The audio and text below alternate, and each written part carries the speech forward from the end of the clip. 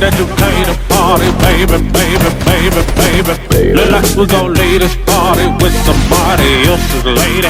I know that you came to party, baby, baby, baby, baby. Look like we gon' Welcome to the Roasted New York podcast. I'm Scott Hall. I'm Dan Wickes. And we are here with the one and only Mike Eaton. There's multiple of me. Are there really? No, they're Yeah, not. I'm a junior. Really? Yeah. I always say the one and only, and then I go, but my dad's the same guy. Why don't you go by Junior? I've thought about doing that, like maybe if I like get on Kill Tony going up there and just being Junior and doing a Southern accent. Then becoming famous. You could pass as just a junior. Hey y'all, I'm Junior. Yeah, for real. Good to see you boys, man. What y'all been up to? Man, New York City. This place unreal. Just do what's his name? The guy fucking I'm Rocky Road Dale Davis. No, Because I'm fat. he's the guy that goes up there. Is Buzz Lightyear. What's his name? Uncle Laser. Oh, Yeah. Uncle Laser talks more like this. Yeah, there you go. Yeah, you ever done cocaine, brother? It's a good time. She had a pussy like a snapping turtle. yeah. Yeah, I've Amazing. opened for him a few times. I love Uncle Laser. Were you Yeah. at Skankfest this year? Yeah. So you know what happened? I don't remember specifically because I was having my own Skankfest, but I who did he roast? I'm not sure who he roasted. He but- roasted someone naked, Yeah. but I told him that what he needed to do for the naked roast battle was that he needed to take a couple blue chews and just come out throbbing. I was like, that's the funniest That's crazy, thing yeah. ever you could do at a roast battle is just come out fully torqued, Yeah. just a vein bulging out. For sure. Didn't he vote? Maybe he roasted Alexis Fox. Maybe. No, Means did that. Oh yeah, Yeah. Means did that. No, but and I mean, well, one with the Blue Chew thing, I heard that doesn't work. I've heard a lot of people have tried that and they've just come out just totally still soft. I can't imagine trying to get a boner in front of 1,200 people. I tried to do it one time with like 8 ring lights because this lady that was in an open marriage was like, "You can bang me, but we have to film it for my husband." And I was like, "Yeah, that sounds great." And then we got in to do it, and I was like, "I can't get hard." And then I felt bad because I was like, "Not only can I not get hard for her, but now there's a video." I'm like, "Sorry, dude. Sorry, I couldn't fuck your wife." sorry, your wife isn't hotter. Yeah, no, and that was why I felt bad too. It's like, it's not you, it's me. It's like, I know we always say that, but like, it's crazy that I can get on stage and talk about my tiny penis, but suddenly it comes time to pull it out in front of 8 ring lights, and I'm like, oh, I'm shy. This guy needed a really well lit video. I He mean, wanted high production. yeah, it was just important.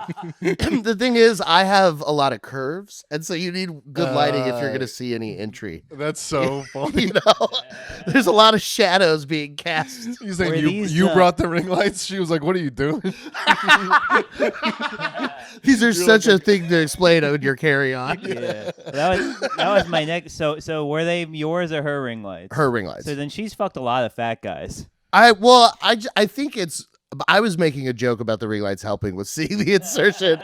I think it's just better for production quality. Yeah, you got to be well lit. She wanted. Yeah, I mean, she look at wanted us a right now. We silhouette. got one of these, and we're not even fucking. How much This production? thing's a piece of shit. How much production you think's going in? You think she's like coloring this? She's like multiple microphones. She You know, films that's in a- log. Yeah. That's a good point. I didn't see anyone there live switching, so I know it wasn't like super good value. But camera or phone camera. I think it was 2 phone cameras. Wait a second. 2 phone cameras. Yeah. Wait, Wow. was this being? It was not live because that was my fear. Was like in real time, being like, "Dude, sorry," you know, because I did look He at the sends camera. a sad face emoji. So here's super chat. bro. Here's the really funny part. So after I like am bummed out and like whatever, and I had to get to my show in like a far away part of town, and she's like, "Well, I'll drive you." So we hop in her very nice car and she drives me there. And then I guess like while we were in traffic, she had been texting her husband about me not being able to get a boner because of the camera lights and like being performance shy. And he told her, "Oh, I'm sorry. Well, you can give him a blowjob in the parking lot without filming if that'll help him." I was like, "Dude, you can't be fatherly about this." Like that's so crazy. Be like, "Well, you can suck him. I feel bad for the poor fella. Couldn't get a boner. Go ahead, suck him." They say chivalry's dead. It's like you want to be like, "You fucking cuck," and you're like, "You're the nicest guy." Like, what a fucking sweetheart. Yeah. Feels like you got cucked somehow. I know. I know. That's pretty funny. Yeah. Damn, dude. You live So welcome to the pod. Yeah, well, Mike Eaton, everybody. That's wild. What were the angles of the camera? Not to harp on this. They were. So I'm trying to. She had a really, really nice apartment. It was a beautiful view. I'm trying not to give away too many details, so I can't say who it is. But she had 2 tripods. So one was up high and one was over here. No, there was one that was mounted on the cabinet, the furniture thing that was already in there. There's one there, and then she had a tripod she set up after the ring lights went up. Interesting. Well, you live an adventurous life. You gotta live. You gotta say yes to That's stuff. exciting. Yeah, I'm not a sex guy. What? Yeah. I mean, you're not a sex guy. It's not that. What does I got that mean? I got it. Well, Not I'm a private. sex with a woman guy. I'm gay. Yeah. That's why No, all the that's sex is private. No, I'm not that gay. I'm like a 7. On the Kinsey Like a scale? 6, 7. And then late at night, I'm like a 9 or a 10. It was a 4 when I met Oh yeah, him. I'm sandwiched between. Yeah. Do you both just fuck a lot of trans women? Is that the deal? We've or- both done trans stuff. Whoa. Yeah. I wouldn't say a lot. Not a lot. No, Yeah. no. It's. Think that's kind of like you've done it. I don't think the a lot matters. I don't think there's an ability to do it a little. You were in girl butt. You know what, me and But Scott, there was a girl dong in front of it, and just having girl penis in your sexual life is like, whoa! Yeah. And this I is guess coming that's from a fair. guy that couldn't get it up on camera. yeah, me- I you know, appreciate me you and calling. Scott- I appreciate you calling it a girl penis instead of just a penis. Yeah. Well, I mean, caveat does in the make it moment, better. I feel like you guys. So that's the thing. is Maybe that was your problem too. Maybe if there was a girl penis around, you would have gotten hard. maybe. Yes, Show me exactly. how it's done. Show me what you're looking for, and I will emulate. No, I've gotten Offers. plenty, but I don't know what it is and I think maybe just something about being a fat guy. They're like, oh well, he's never getting any, so he'll probably Interesting. But I also like, I can't personally get over the penis of it all. It's for me. It's like there's a couple of trans women I've met that have a beautiful face and rocking amazing tits, and then penis. And it's just like I can't get excited about this. Like I don't think I could even get like sucked without being like dude. Where do you draw the line? What's because you'll be filmed from multiple angles and ring She lights. had so fuck a, stock fuck parts. You know, she has the vagina she was born All with right. and has been having it the whole time. I don't besmirch anyone for their sexual interests, but in terms of like what is gay, when I see a really hot guy, I think I want to look like that guy. Yeah. When I see a really hot girl, I think, you know, and so You like, see a big flight of stairs. yeah. after he went up. The way I see like a gorgeous woman and the way I see an appetizing meal is an identical thing. I'm just that. drooling and panting. You know, Let me eat that. yeah. So like I get that, but so in terms of attraction, I'm not closed to the idea.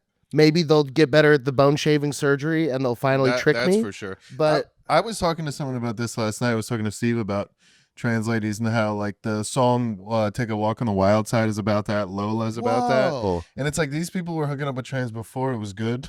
And it's like Lou Reed wrote a song about it, and it's like, I don't know, because that's crazy. That's a little bit.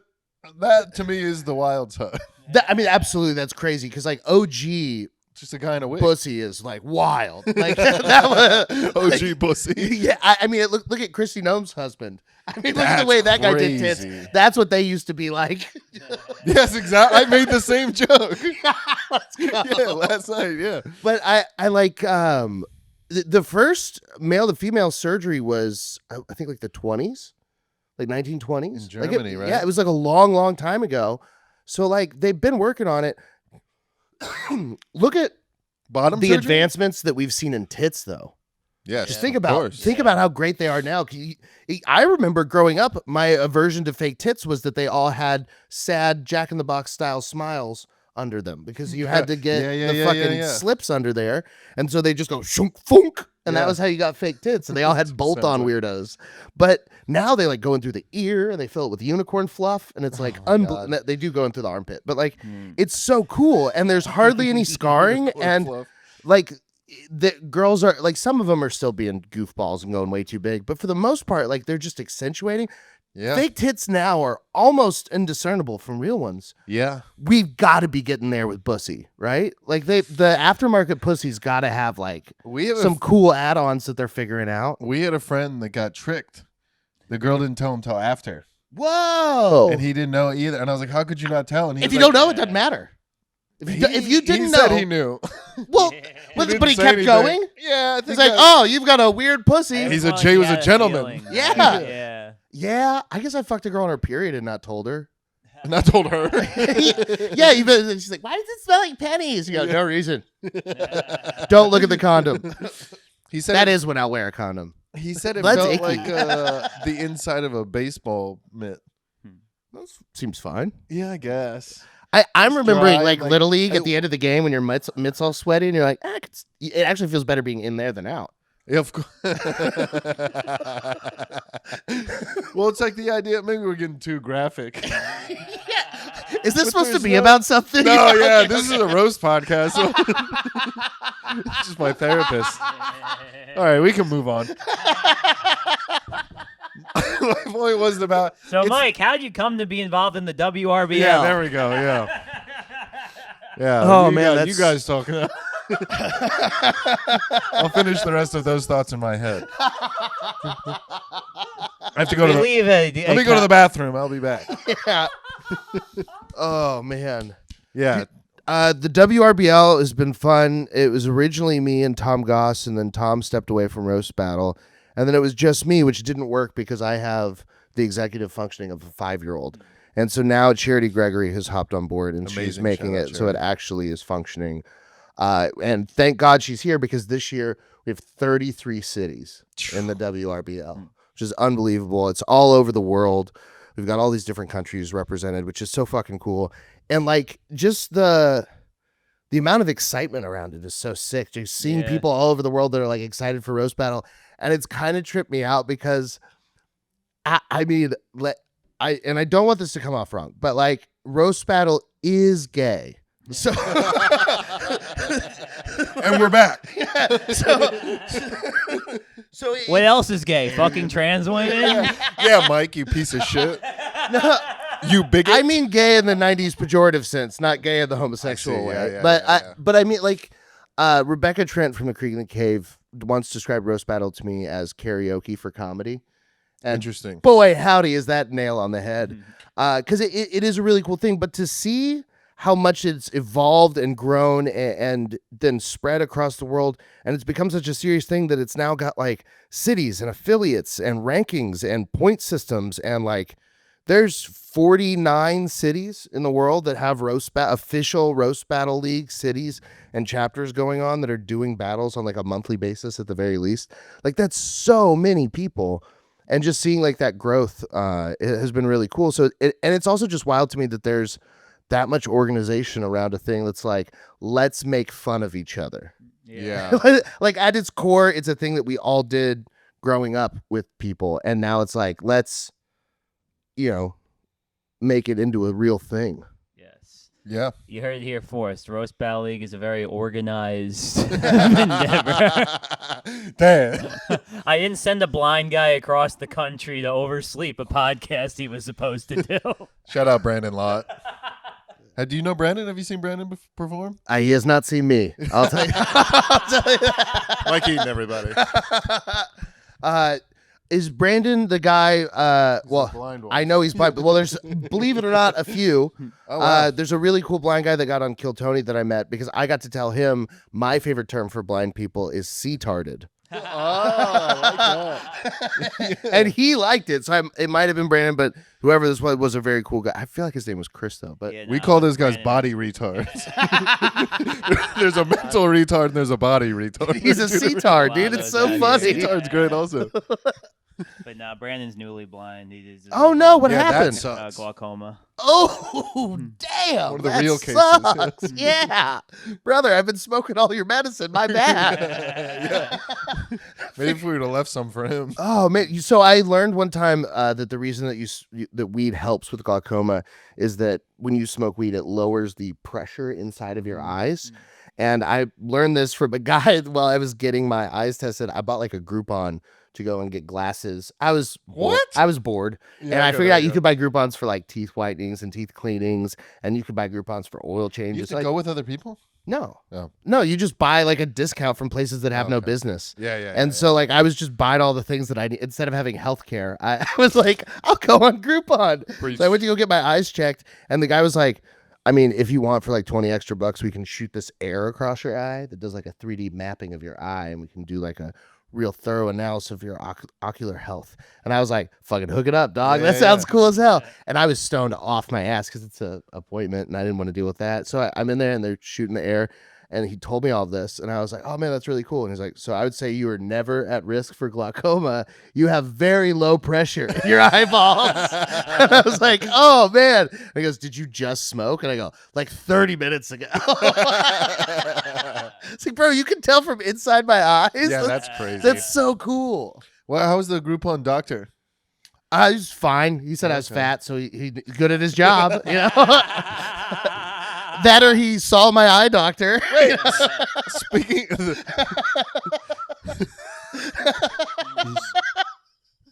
Speaking of fat, do you really buy aftermarket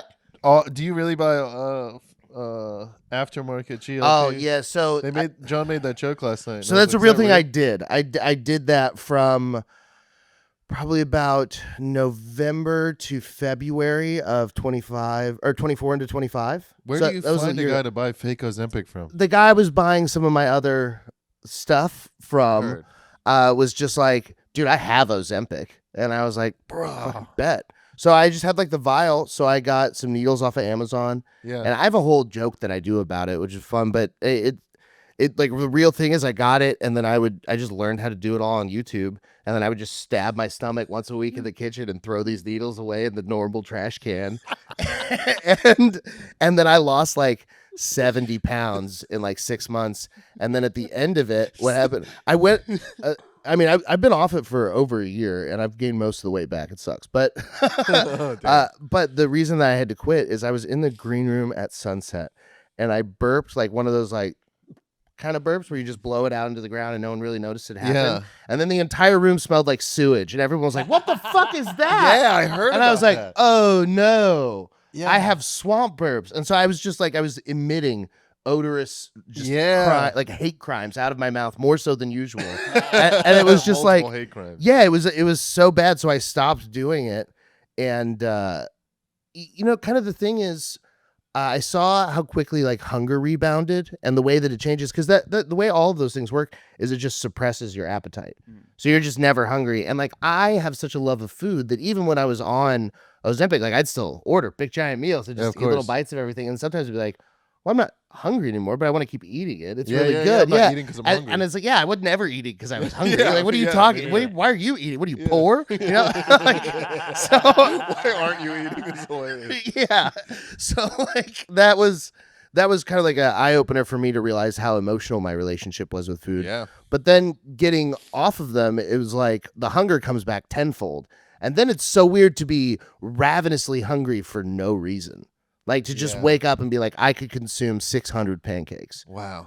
And that's weird for me because I like, as much as I am like a fat fuck and everything, I don't. That's like 50 more than normal. Yeah. Like I really like I don't consume that much food. I'll like at one sitting. Like I'm not like Yeah. a guy that'll eat 40 hot dogs. I'll eat 3, and then like an hour and a half later I'll have 3 more. Yeah. And then an hour and a half later I'll have 2 slices of pizza. Yeah. And then like 6 hours later I'll have like a burger. You know? You've always been a big guy? Yeah, the whole Yeah, time. yeah. I was Yeah. really, really big most of my life. And Yeah, then you I've fixed it. I just got in shape several times, but I was pretty fat like a few months ago. I've recently I got Finnegan's. don't.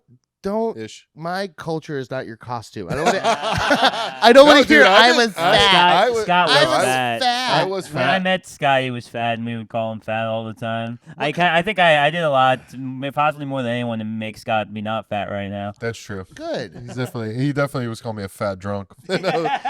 And it started to get to me. Yeah. And then I did a battle with someone. You ever do like a battle, you see yourself on camera and you're like, that's not. Yeah, we had Every time. Every time, Scott. I've never seen a photo or video of myself and not gone, oh my God.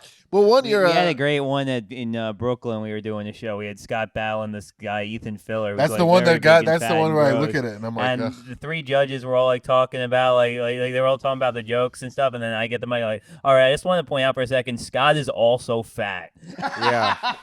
The room exploded to give you an idea that he was a fat guy. Very That much. rule. Well, It yeah, but New definitely York hurt. fat is different than Texas fat. That's Because, like, true. if I'm in California, I am, like, problematically fat. Like, in LA, they look at me and they go, oh! And in New York, it's more like I'm rare fat because you have to move so much here. Yeah. How do you get fat? You can Yeah, eat yeah, so yeah. much, and you should still have that kind of, like, egg build where you're maybe solid in the middle, but the outsides are all spindly Yeah, because yeah. you're moving a lot. Spindly. And then, in Texas, Little juicy I'm shit. extra medium. You Yeah, yeah. I'm on the larger end of the spectrum, but not by much. But you wear it well. Yeah, I say. football helped. I played so much Yeah, you- sports growing up. That Yeah, like, you seem like just athletic, left over. big guy. Yeah, muscle mass. Yeah. And like, despite being a fat fuck, like I Handsome still fellow. like gym and such. Yeah, yeah, yeah. So, you know, I just we'll saw see. this. Yeah, I have a problematic relationship with food. it's so good. I stress ate last night. Went to Taco Bell. Would Had a you- bunch of Taco- Bro. What you have a problem with Taco Bell? It's just It's mid, but You- it's the middle of the night. I There's get one it, right I off get the it. stop. No, it's fine. I eat bad stuff. Rob make fun of me because I got fat off like Dunkin' Donuts and like I know the disrespect. It's painful to hear because it's like you're just losing. Like that, those foods, the Taco Bells, know. the McDonald's, the Dunkins, the all of that, it's goy slop. That they're Now the real podcast starts. they're feeding you trash chemicals, and you don't even get to choose if you like it. You take a bite of a Big Mac and you go, oh, because the chemicals in it are making you cum in all Yeah, of I your like the brain cells. chemicals. And so then you like Taco Bell. It's like, dude, just go find one of the fucking immigrants here. Go do what ICE can't. Find an illegal and then and then eat their fucking food. It's so good. I literally skipped a real taco truck to go to Taco Bell last night. It I kills know, me. I know it hurts. I'd rather yeah. be fat from Montequilla One thing than from fucking, refried beans that came out of a 6-gallon fucking tub Yeah, they and mix got with ladled water. in. They go, Yeah. "Punk." Well, it's still Taco Bell. Dehydrated beans and fake meat. Well, it's still chicken not tastes good. great. In Scott's defense, it's not like the Mexican food here isn't amazing. Like it's not like You guys not don't have a even lot of Texas. Mexicans. Shout here. out You Nene's got all the fancy Taqueria. Mexicans. You got Dominicans and Salvadorians and Hondurans and all the Papusa people, but you don't have like A lot of real. Puerto Ricans. Oh man, so many. I forgot about them A ton. because we don't have any. Really? None. That's I That's mean, surprising. I unless wish I knew they're geography. incognito. Like we have one. There's one dude from the Bronx Ignacio is what you're that's a trying to Puerto say. Rican guy that sells Cuban sandwiches that kind of sounds like Uncle Laser. But he's, hey, I got that. I can. Hey, my friend, I got the best Cubans you ever had in your fucking life. You want to eat the Fuck that. arroz con gandules, my friend? Yeah, the shit rules. I like that. Yeah, that guy's awesome. But that's the only Puerto Rican I can think of in Austin, Yeah, you guys have a lot of Mexicans. and he's 70 something, so he's almost done. He's the only one. I mean, his kids took over the truck, and then I think the truck shut They all down. left after Tony Hinchcliffe told those terrible jokes. I know. He said their island was trash, and they're like, We'll go back. I like it. and he's like, he said that island's trash. They go, no, the Bronx is a great place. What's the worst? Austin is. Yeah. How do you like Austin? Dan says you were raving about the comedy down there. Man, it's last so night. great. What a city, what a time, what a place. We live in the best. So my issue with Austin is Well, you were an LA guy first, then you moved to Austin. So I started to in follow Austin. the god Joe Rogan. I started in Austin. Oh, really? My first 6 months of comedy was in Austin. Oh, I didn't know that. And I had a really cool traveling job where I got to go to Houston and San Antonio a lot for work, where they would pay for my travel and my food and everything. So when I'd be in Houston and San Antonio, they'd put me on shows. And then I'd come back home to Austin and no one would put me on a show. And I was like, well, this fucking sucks. So I had a guy that offered me a job in LA and another dude offered me a place to live. So I moved with all my shit sight unseen out to LA. This is way before the mothership. No, this was 2018. This was Okay, 2018. yeah. So I move out there and I have a sweetheart of a time. I have so much fun. And then 2020 happens. And I lose everything out there. And then I was visiting back in Austin because it was open for the most part. My mom lived there. I was going back and visiting, and then I got arrested with a weed pen and charged with a felony. And my lawyer advised me that my best move was to move to Texas to be able to get that off my record. Okay. So I moved back in end of October, beginning of November of 2020, and then the rest of the city started growing with it, and all these people started coming, and it just blew up. So it's been interesting to see, because prior to Kill Tony becoming such a global phenomenon, Austin was, I would argue, from 2021 to 2023, the best city to be in the country for comedy, because there were 40 shows a week. There were people that only cared about, it was a meritocracy. It was just who's funniest is doing the most shows. People were trying to do the most shows in a night. People were talking about comedy in the green rooms. Everybody was friendly with everyone. It was fucking awesome. And then between Mothership and Kill Tony, it created just kind of a us versus them mentality. And it really separated the scene. And since then, what's happened is, with the scene within Austin? yeah, within Austin. Us versus them is like OG Austin comics and people that are a little That bit... was already like the strata that was there. There was this old Austin group that was like the Cap City Velveeta Room, fucking Moon Tower people from before times. And then there was the new crowd that had cropped in that were all moving. And then there was the newest crowd that was like the Kill Tony and Mothership people. And then, so those were all kind of fluid before it really started to explode and people started to get like famous. And then they started to kind of put up barriers. And so it's been interesting to see the way that's like moved on. And but then the thing that's also weird is comedy scenes are built from the ground up. Like it always starts with the bottom rung of that. Like whatever the first thing you can have that is like some notion of success in comedy, that is a big telltale sign of the scene. If your first real thing that you can do is getting on a decent bar show, like that's probably a good scene. But if the first real thing you can do is just getting up at like a club, like that's not going to be a bigger scene, because there should be more levels to getting to it. Like, and if the first big thing you can do is like 10 minutes on a big show in your city, then it's like you don't have much of a scene. And so now the first big thing you can do is 1 minute on the most famous show in the world. Yeah. And there's all these open mics around it where you could graduate and go a different route and go, your first big thing would be doing a bar show. And you could do it, Austin, like a real scene. But right there in the middle of all of it, every single week are 400 people signing up saying, I want to be famous. I'm ready. Yeah, I know. And when we all started comedy, we had this thing in our head, like we saw famous people like, I could do that. I could be like that. And we went to open mics and we were humbled. And we were like, oh, I'm not there yet. Yeah. These people aren't going to open mics, and they don't need to, because they are only doing a minute of comedy and it's almost beside the point. They're not even practicing. They're just going every Monday. So they do that. They go and they sign up and they go, well, I'm good enough where I'm at. I'm hilarious. I'm interesting. I'm unique. The world needs to know about me. Yeah. And it's a notion we all had at some point or have. Course. But the reward for the amount of work is monumental, and it's become a lottery system rather than a work system. Like I remember when I was 2 years into comedy, being in LA with all my friends and going and doing 20 open mics a week. And we just grouped together and did that. And now it's, you go 20 in a group to go sign up for your 1 minute thing. And it's like, well, that's not comedy, man. You're not doing it. And I think that the dividends of that is that people overall, like the scene is just getting exhausted with characters, and the people that get tired of going and signing up every Monday and not getting pulled are trying to figure out something else to do with comedy and how to, or they get pulled and nothing happens. And they go, what do I do now? And they go, well, I do comedy. I'll go do stand-up. So they go and do these things and they don't have any talent. So it's created an interesting culture where people at other shows have heard, and like that, it's made its way into other scenes where you hear that like Austin's comedy scene is just saying slurs. and stuff. And Yeah. it's like, well, when you were a new comic, that was a lot of comedy. When you were 2 or 3 years in, you were just figuring out how to not say the N-word and say the N-word.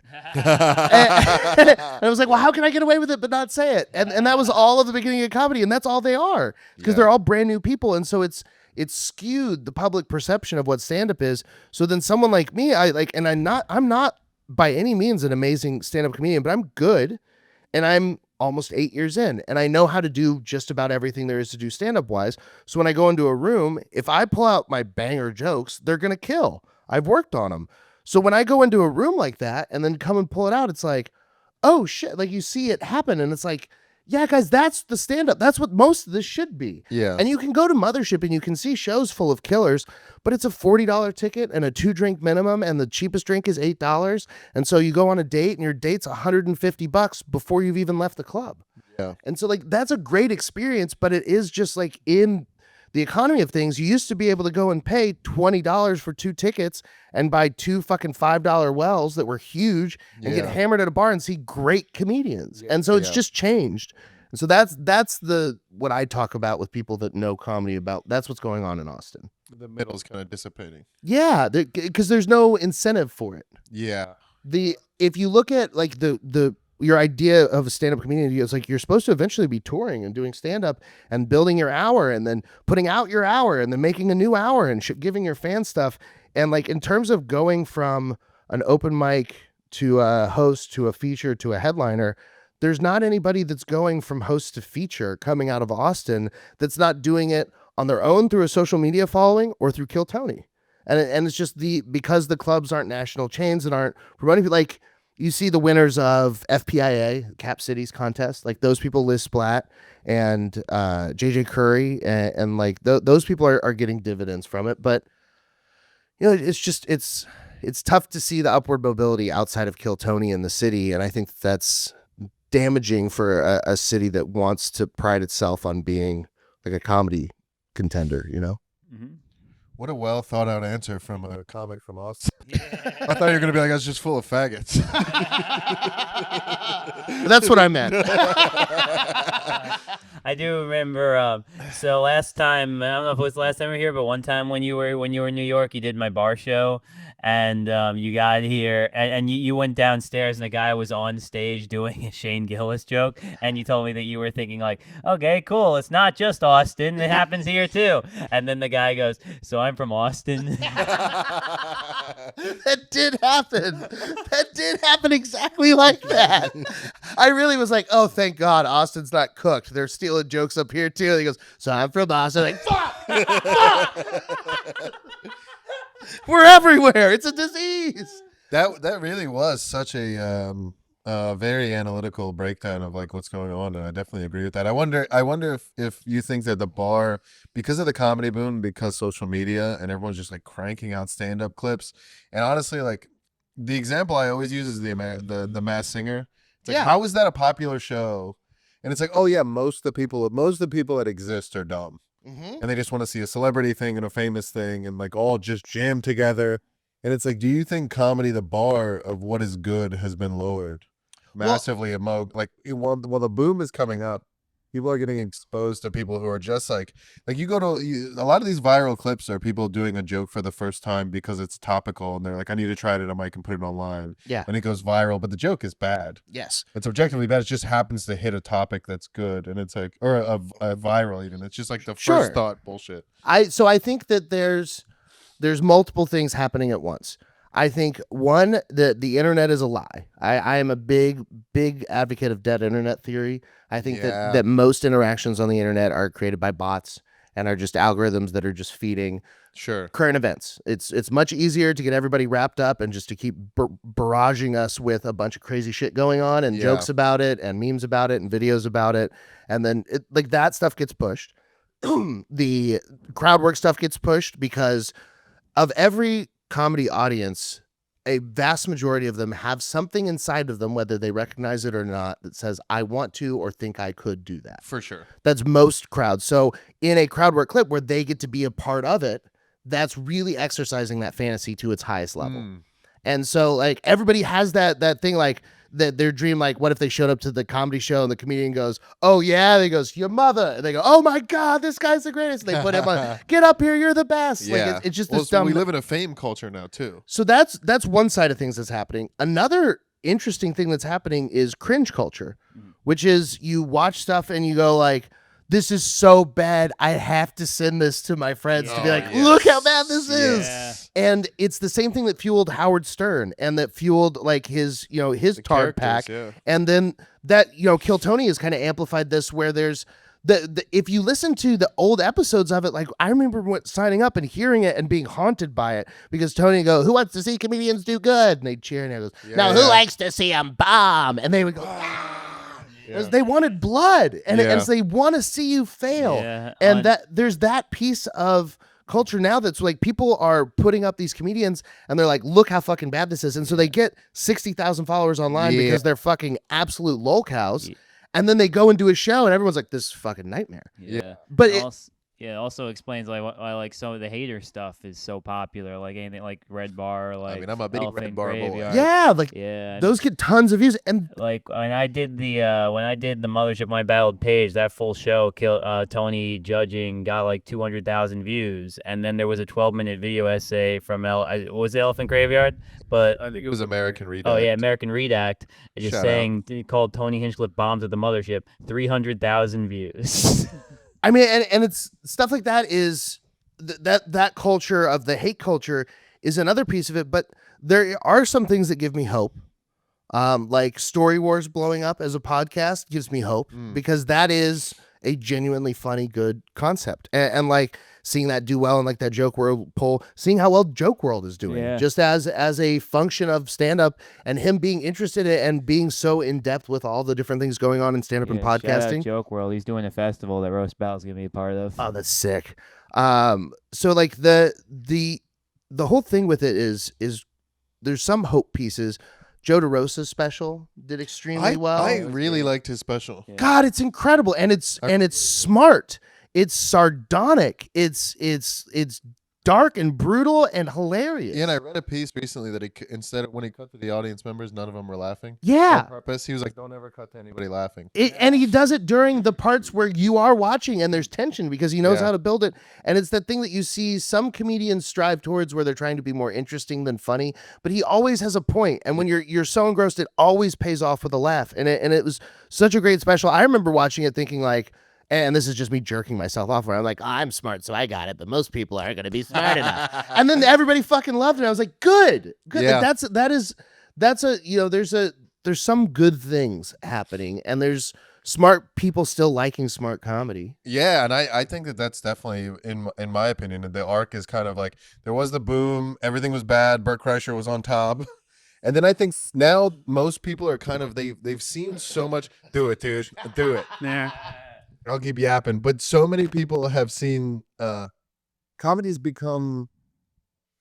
It's like music culture. It's like there were no comedy critics. Like, I'm not mad at Red Bar or anybody like that, but the reason that those people are getting views is because comedy becomes so big that now people want to letterbox comedy. People have opinions. They're merry and gross. And so I think it's coming back around to the point where people are like, oh, this is not great. I'm starting to see, I really care about comedy now. It's like how Harlan Williams is popping off now too. And it's like people really want to see good, talented, creative comics. And they're kind of getting over the bullshit when they first found comedy. And they're like, it's like, I would love Dane Cook. Yeah. Well, I loved Dane Cook growing up. Yeah, I did too. And some of his stuff still holds up. But like also... But you start to find stuff that's like beautiful. But if it wasn't for me getting like pushed in by like these Comedy Central half hours from guys who are okay, I wouldn't have found like...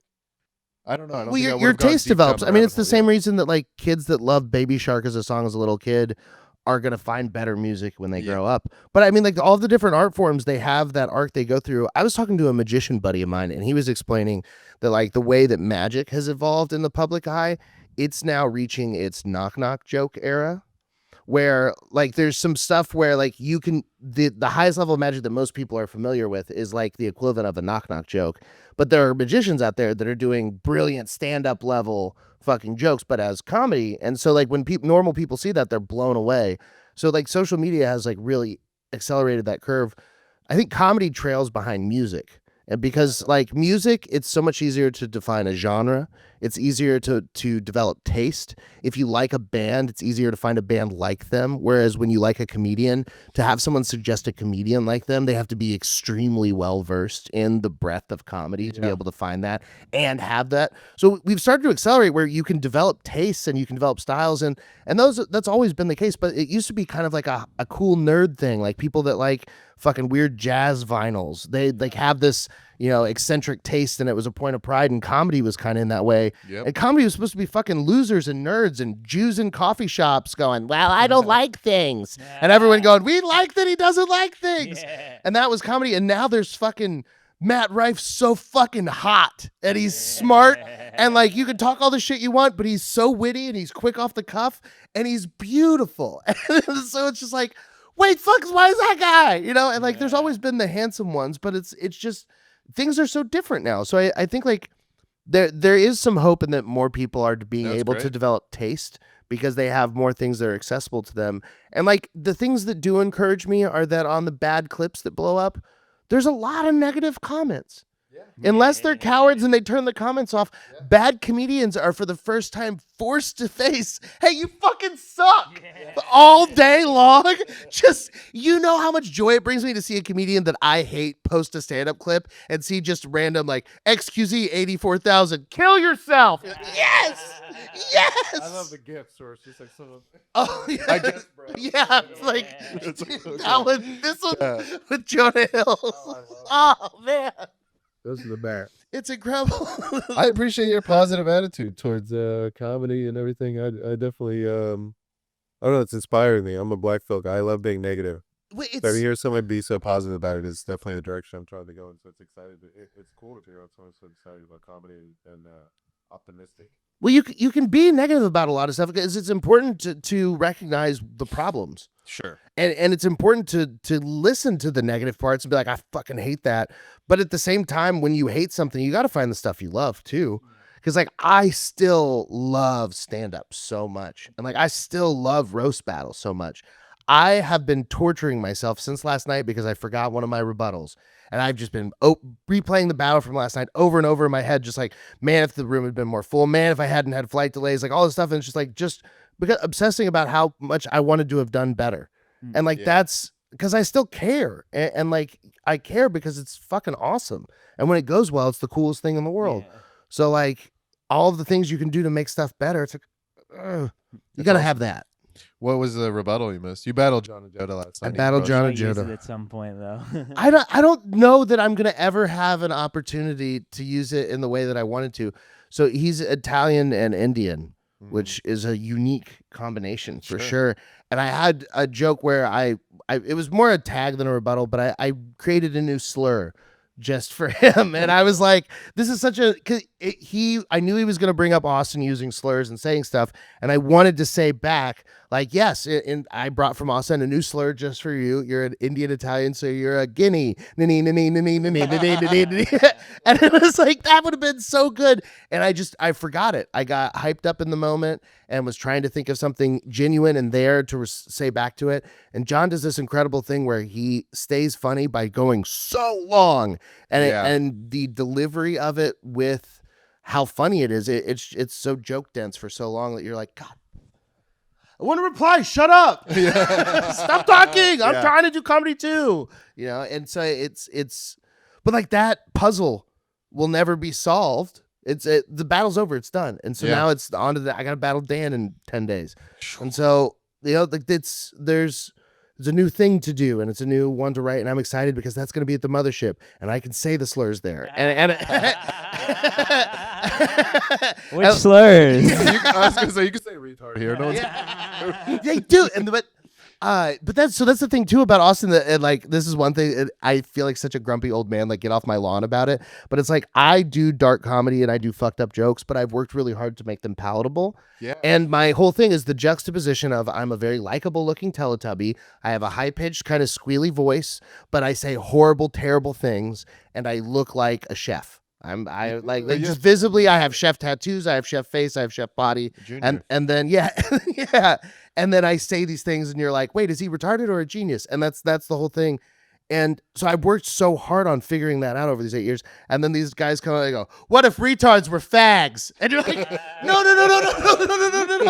Let me do my version. That's where this is like nice. I have like a whole thing where I like big up the Down syndrome community, and I spend 4 minutes talking about the different levels of Down syndrome and likening them to Pokemon and dogs with Instagram buttons. and it's like a fun thing that we all get on board with. And Down syndrome families have told me that they really enjoyed it. And then you just came out and said that. I was like, no, let me do it.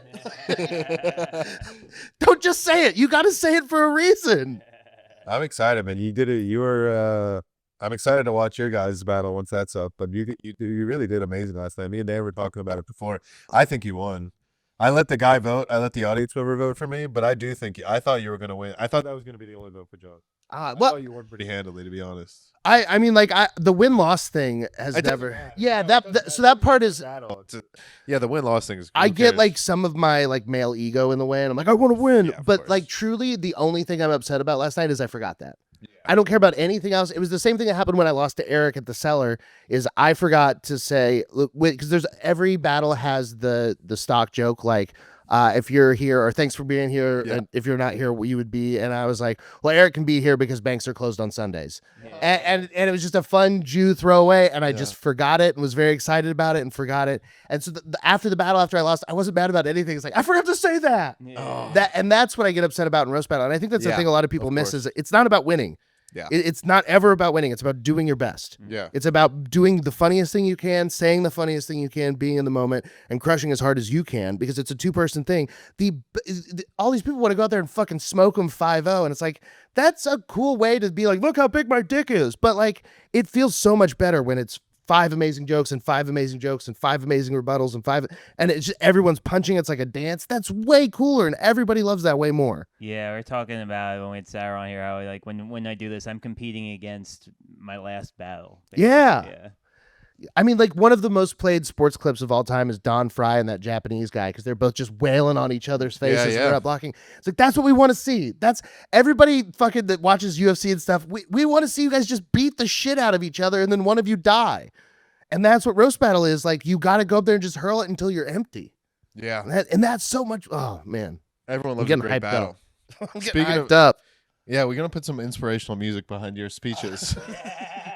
And post them on a David Goggins page. Oh man, we can literally take that more, and put some The hopecore music. We could put some hopecore music behind it, and so there would be comedians literally sending it to each other and be like, "Bro, you just gotta like, this guy's preaching right now." Yeah.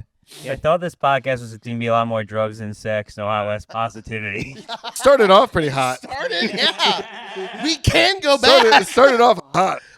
Well, we're about to go back to some mean, brutal shit here in a second. This is gonna be so fun. I entirely forgot. Do you guys want to set up the worst battle, the opposite of what you were just saying? So here's the thing: is the reason I picked this battle specifically is twofold. One, I'm a huge piece of shit. So like at my core, I'm still like a bad guy or whatever. And so one of the guys in this video is dead and the other is in prison for child pornography. So that is that true? That is true. That is true. So that's I've never been more excited. So that's the thing is I set up this battle not knowing either of those things would occur. Wow. Right? One of the guys was dating a battler that is very good in Austin. And so every time I'd book her, I'd book him as well. Okay. And because they were dating. And then it turns out he was an evil demon. And I booked him against this guy who is like a fat, schlubby Mexican dude that's just like lovable and like silly. And he's the child porn one. No, he's the dead one. Yeah, he's super dead. He got smoked by a car at like 3 in the morning. Yeah, such a bummer. Dude, and not far from the club. Like a real man. I think he may have won this battle though, so that's at least he took that. He went out on take the W to heaven. Yeah. But so it was a fun battle, and it's what I do love about this is that Dallas is a very like freshman scene. So they're learning roast battles, so they have some of those early tendencies of Carrot Bottom and ZZ Bottom, and those kind of throwaway, hack roast jokes that we've seen 1,000 times, but they're new and they haven't really got into it. So they're diving into it, but they're diving into it when there's 33 cities in the WRBL and 16 cities in the RBL, and there's a plethora of content out there, and they can watch more roast battle than ever. I'm at a place now before I battle, I don't watch any of my opponent's battles. Yeah. Because I don't want to get in the same vein as any of the people writing course. against them. And I don't want to lose a joke that I have because I'm overthinking if it's too similar to theirs. Yes. I just look at pictures of my opponent and Yes, write. exactly. Try to get their vibe. Yeah, and it's like if I can capture the essence of that person in my roast, then it doesn't really matter if it's true or anything else. It No. just feels accurate. Yes. And so these guys are kind of starting to get there, but this is a fun battle because it has the workings of getting good, and you can see the diamond inside of this giant rock of shit, and it's like there's something in there. It could be good. You're just a ball of positivity there, Mike Eaton. I have to be, or I'll kill myself. Can I hit play? Jacob, how are you feeling about this? I'm good. I'm taking a break from getting uncomfortably high and watching World War II documentaries, which kind of fucking sucks, but I'm here. Yeah, dude. I feel you. That sounds awesome. Yeah, Great representative That's for what you Team wanna White. Well, who is going first? I'll go first. All right, fuck yeah. 5 jokes each. Let's get a chant. Battle, battle, battle. Let's roast. Henry got popped taking a load of drugs near the border. Little did he know his days of taking loads were just beginning. His prison sentence is a lot like the JFK assassination. We're never going to know what really happened. Okay. Okay. Yeah, allegedly you got arrested. Allegedly. No, yeah. Jacob voted for Donald Trump. But not because of his political views, but he found out he went to Epstein's Island. Thank you. Thank you, MS-13 Paddington Bear. That was good. That was a good one. I was gonna say. That's what I was gonna say. It's like he's just. I Henry can't get had over to do that. push-ups That's all I'm in thinking prison about. to That in gain his hair. respect. Now he just needs to push up bra. Nice, nice. These are A cups, man. These are A cups. Cool. Yeah. Jacob also got arrested 3 times for the same thing. I didn't know you could register 3 times as a sex offender. Oh, did you know? He nailed this. Dude. This guy's crushing. Give it up for Fag Bunny. Honestly, maybe he was killed for knowing too much. Yeah. So Henry, That car was. I'll let that one by cook. Hillary Clinton. Henry had a woman tie him up and eat his ass against his will. Allegedly.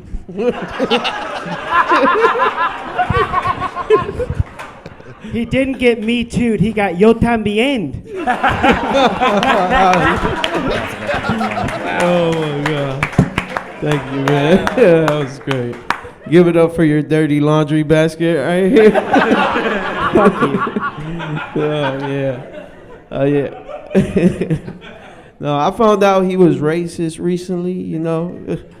Yeah. Yeah, he called ice on his girlfriend because he found out she was half Mexican. Not Irish, I guess. All right. All right. Well, damn, I guess we all knew he was racist just by looking at him. I'm not even gonna fight back on that one. So Henry does a lot of cocaine. His nose has seen more powder than a funnel cake convention. Allegedly again. No, yeah. Jacob recently bought a sex toy. It's a bidet.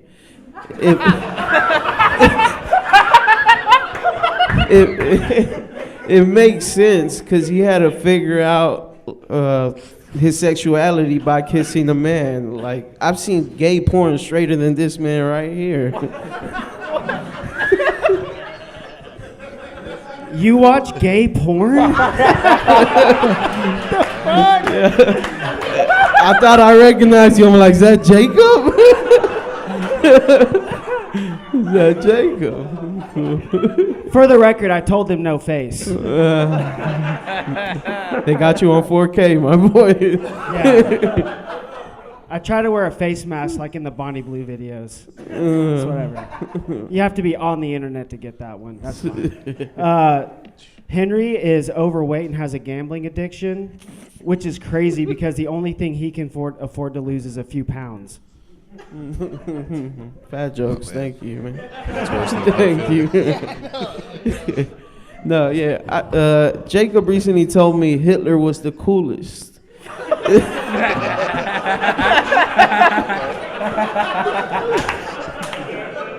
Yeah.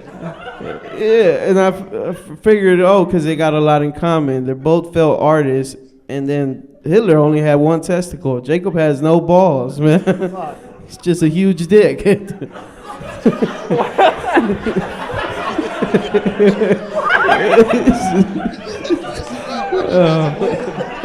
mean, that was 5. Yeah, that's 5, right? Yeah. That's fine. You know what? You should quit mowing lawns and be my publicist. That's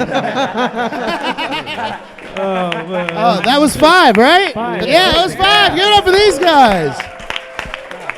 Holy shit. Yes, I mean, it was kind of hard to get over the pedophilia dead guy thing. Yeah, I know. No, I mean, it's really hard to watch it just knowing that neither one of them are here anymore. I know, it's kind of crazy. I haven't watched it back. I didn't realize how prescient Henry's first 2 jokes were.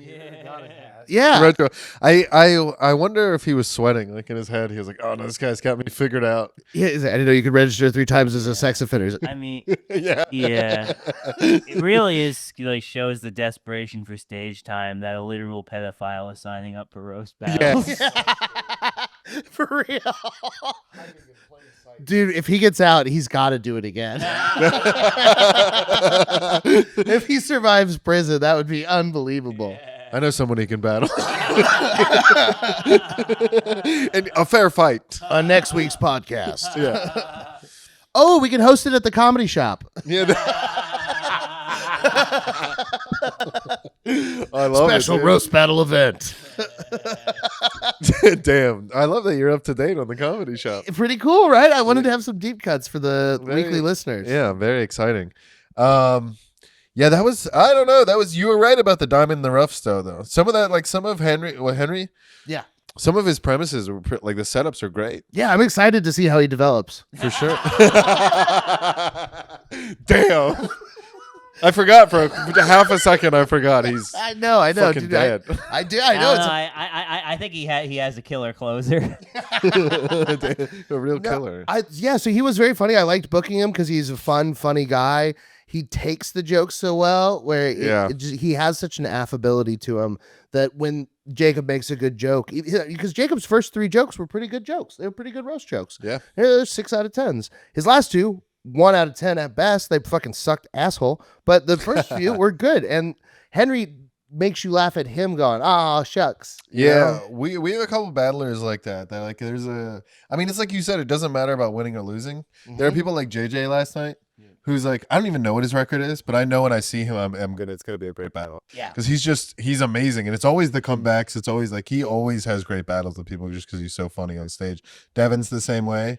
Yeah. It's like you don't know, he's kind of a big target, literally and figuratively, but he always has great battles as well, just because he's just fun.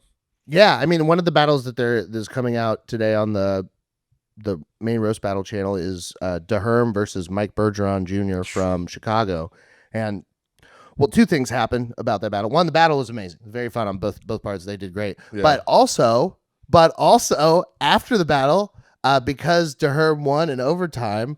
This guy came up to me. He goes, "Man, I thought you won. I can't believe they voted for the other guy." And I was like, "I'm a different fat guy. I won." That's fucked up, dude. Like, Mike Bergeron has no tattoos. Yeah. I was like, "Come on, I gotta be like I got silly ones. Come on, remember anything from 16 minutes ago." When I was on stage, I was the last battles. That's racist, dude. It's so You all look funny. the same to him. Oh man, but DeHerm and Mike Bergeron's battle was great, and they both do a great job of taking the joke and then flipping it and running with it. So it was pretty cool, and it's also for battlers that are into winning and like want to figure that out. DeHerm had felt that he was losing in the main battle, and so he pushed for the overtime and really cajoled the crowd and got that on his side and got to do another joke and ended up winning in overtime. And so like there is like a craft to it For you sure. know? And if you want to learn that craft, you have to steal it from black people. So The only thing you can steal from her. yeah, but buy one of his gloves. They're very cool. Does he sell them? Yeah, that's his merch. And I've been considering buying one to see if it helps me with roasting. If I come out in a flame glove. Considering buying one. What are they? It's $3. It's not the price that's matters. It's that if I would use it, like Money to a black guy. yeah. What if he ends up home? Yeah, where does he keep the gloves? Yeah. Well, I'm just scared if I give him cash, he's going to instinctively start washing my windshield. No, don't touch it. I love that. What do you think of the battle, Dan? Yeah, honestly, yeah, and I don't think it, honestly, and I hate to say this given the the character of one of the battlers, I don't think it was as bad as a lot of the bad battles that we watch, but it was very entertaining, especially, and that bit of context really did make I it know it's special. impossible to be honest. Normally we shit on them, but it's like Yeah, no, you can. it's all but he's dead, so I kind of feel bad. I mean, Well, you can definitely shit on the Yeah, but like this, pedophile. at least, so here's the thing. You die twice. You die once when you leave the earth, and you die a second time when people stop saying your name. So, wow. you know, we're keeping Henry alive by shitting on this roast battle. I'm gonna start write down things you say and put into. Yeah. And I don't think we need to shit on Henry. He was heroically battling a pedophile. Yeah. He was doing what our government won't. He was taking down a pedophile. Let's talk about the pedophile. I can't go into more details about that on the. I can tell you guys after. Yeah. But Just I gonna like, yeah, that's fine. I'm gonna put his I, report. I don't know arrest how. record on. So we may. I don't know how far along in the thing is, but I know he's been arrested. Ah, damn. And I. All right. I cannot comment on I was the child. No. Junior. All right.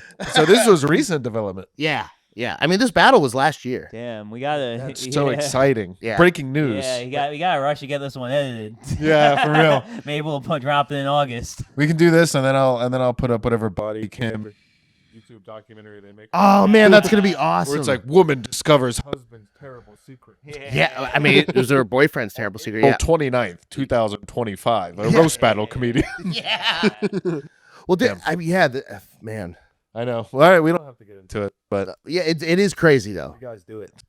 Yeah. I don't have anything else. Dan, you want to No, yeah, I comment? think You guys want yeah. to talk about anything? Yeah, I think we're all good. Mike, you have anything else you want to talk about?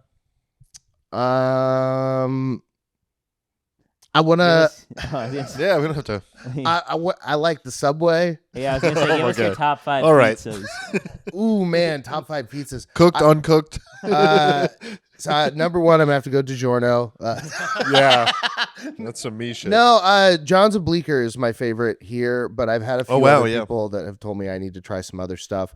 And like really, as annoying as it is, here's one thing I'll say, and this is something that makes me very mad. Dave Portnoy. His scale is good. He's very critical, which is something that you need more in food reviews because everybody's just giving 10s to everything. I fall into that trap myself. When I have a great meal, I say it was a 10 across the board. I love it so much. And it's nice to have a guy that's saying, this is the most incredible thing I've ever tasted, 9.4. Like, I like that. I'm furious that he keeps saying 1 bite. Everyone knows the rules. He's never taken 1 bite. No, he takes like He's 4. never, ever taken it. Why Yeah. does he say it? Where did it come from? Why? And why do we just accept it? Why is no one hitting him in the fucking face after the first bite and go, you know the rules, Dave.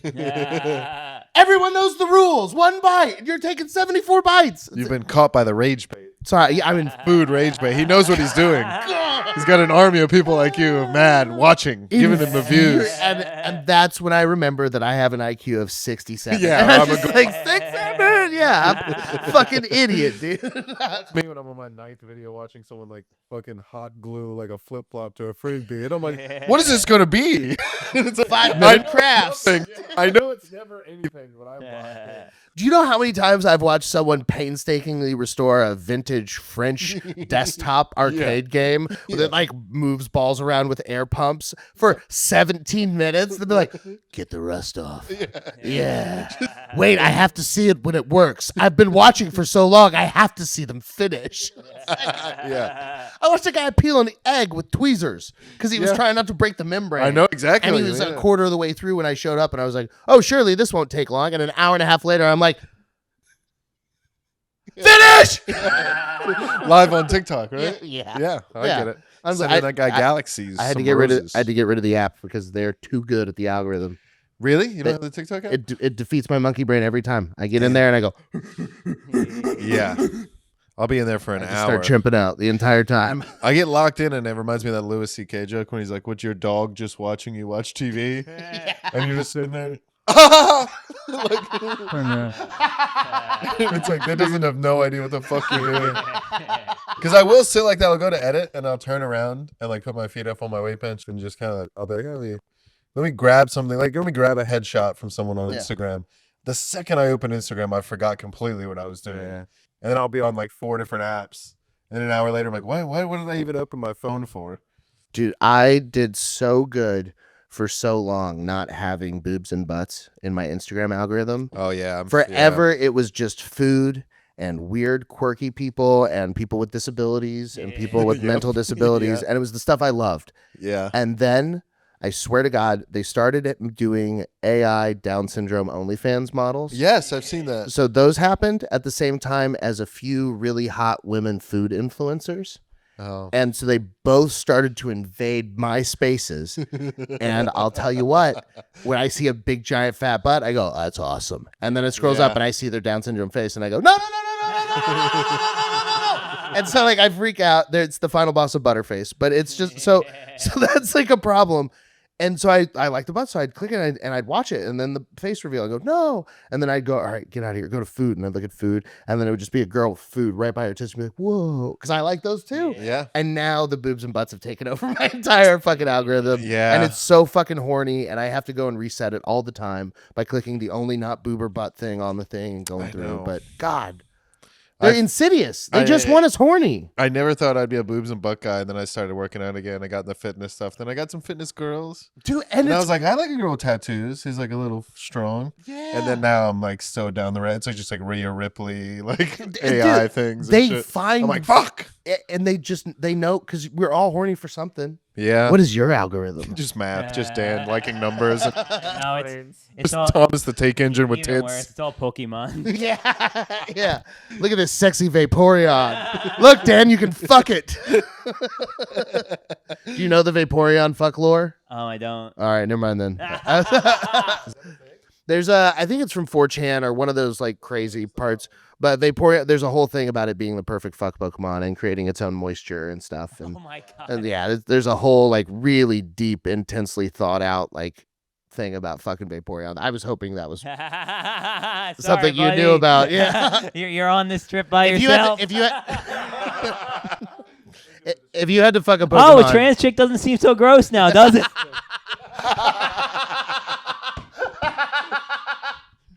All right, but if you had to fuck a Pokemon, which Pokemon would you fuck? I've heard this question before. I wasn't claiming to be original. I'm just curious about your answer. Probably Jinx, because I'm Whoa. down. Damn, that's cool. But Jinx is kind of dressed like, not to bring it back, but Christy Gnome's husband. It kind of looks like that John Mulaney joke. It's like, if you were just going to act like a dude, why'd you dress up like a lady? Your idea of a lady's a lot like a dude. Yeah, Jinx has these huge, perfectly Although- circular tits and Yeah. she also has minstrel show face. Yeah. Like she has problematic blackface. Yeah. Yeah. I mean, that's the easy answer, I would say. Okay. Okay, if I can go beyond Kanto. Yeah, you can pick any of the Pokemon. Gardevoir. That's not a bad choice. She's pretty girlish, and she could hit you with the psychic and be like, yeah, I respect your game, man. I'm going Mr. Mime. Just a dude. No, because he can change himself into Mrs. Mime with his brain powers. Oh, nice. I don't think he can. No, you of all people should be on board with this. I have to go Magikarp just for the people. Oh, yeah, attaboy. Dude, God, that's got to be incredible. Imagine that your dick is the powerful stone that changes him to Gyarados. No, The worst possible situation. You can also just Why fuck a is it- regular fish, I guess. Magikarp use flail. no, what's happening? That's why it said that in the Pokemon game when he goes, what's happening? Because it's not like a Pokemon evolving is a crazy thing, but every time they get it, he goes, what's happening? It's like, it's because he was fucking the Pokemon. He goes, wait, what's happening? Squirtle. If that thing you do to have Pokemon evolved, you had to fuck him. Yeah. Anytime you see a guy with a fully evolved Pokemon, you're like, damn, what the fuck? Yeah, you see a guy with a Jolteon, it's like, dude, he wore a Thunderstone as a cock ring. Like, Yeah, there could be something to that because in the in the game that just came out, Pokopia, there are no humans and Pokemon don't evolve. So it does have the idea that you need a trainer to be able to evolve. So Yeah, they got to do the job. Whoa. They have We to. just uncovered something. The deep, dark secret of Pokemon is the trainers were fucking the Pokemon. Maybe they're all fucking the Pokemon, but if That's they don't how you come, got Ash then to they leave don't his evolve. mom. Dude, that's what Professor And Oak did also- because Professor Oak wanted to bang Ash's mom, so he was like, get out of the house, kid, go play with these Pokemon. And then Ash was like, yeah, but I'm young and horny. It's like, you can fuck them. And they just leave that part out. Also, Ash did Ash a lot of times in the show, Ash would have the Pokemon evolve, and then the Pokemon would leave. So Yeah, and the one that stayed the longest was Pikachu. yeah, never evolved. Forever young. Yeah. Interesting. Interesting. Yeah, and another one that did evolve that did stay was Charizard, and that was a very toxic relationship. Yeah. Because Charizard was too big for him. Like, oh, And he would man. fly away and then Yeah, come he back and fucked always it be from mad. Charmeleon into Charizard. And then it was like, now I'm bigger and better. You think you can rape me, motherfucker? And then Ash had to get stronger and be like, now I can rape you. And Charizard was like, fuck, fire spin. It's awesome that we were gonna end the pod, and now we just added this conversation. In fucking I was gonna say, I think we found the line where you guys are together, and I Do not understand what's going on. It's got a I've been seal. trying. I've been trying. I was like, Magikarp? Is that? I was sitting on this. That one's a fish, right? Yeah, Scott picked Magikarp because his favorite part of sex is the smell. that's the biggest thing I could have done. I like the smell of pussy. But yeah, that too. Not a Scott man's was like, asshole. Which one would I thought? Not Mr. Man. I mean, whatever it's. I was gonna say Hitmonchan, but a Diglett, just because I want to see the bottom half. Yeah, I want to know what's down there. Is it Yeah. glacial? Diglett because you want that thing burrowing into your butthole. I'm gonna just sit on the hole. He's going to bounce on it crazy style. Go Diglett! Ah, Turns out Diglett's a Sibian.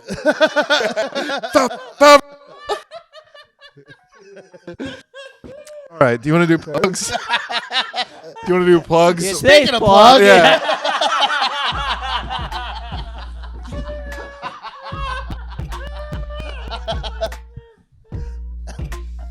Oh, man. For the three boys, we get Doug Trio. Let's end this pod. I love it. All right, Dan. Okay.